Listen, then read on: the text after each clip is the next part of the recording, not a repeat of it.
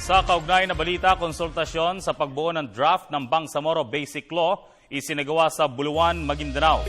Si Eddie Arellano ng PTV Davao ang ating tagapagbalita.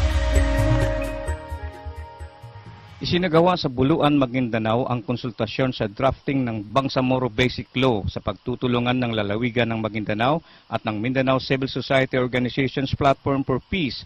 Layunin ng forum ay upang mapanday ng maayos ang mga batas na ipaiiral sa Bangsamoro upang hindi na maulit muli ang mga pagkakamali noon. Mainit na sinalubong ni Dr. Ismael Magudadato ang lahat ng mga sektor na sumali sa naturang konsultasyon at pinaabot sa organizers ang suporta ng kanyang lalawigan.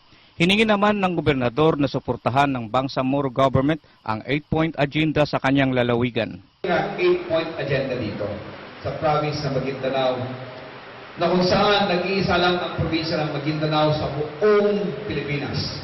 Kami 8-point agenda.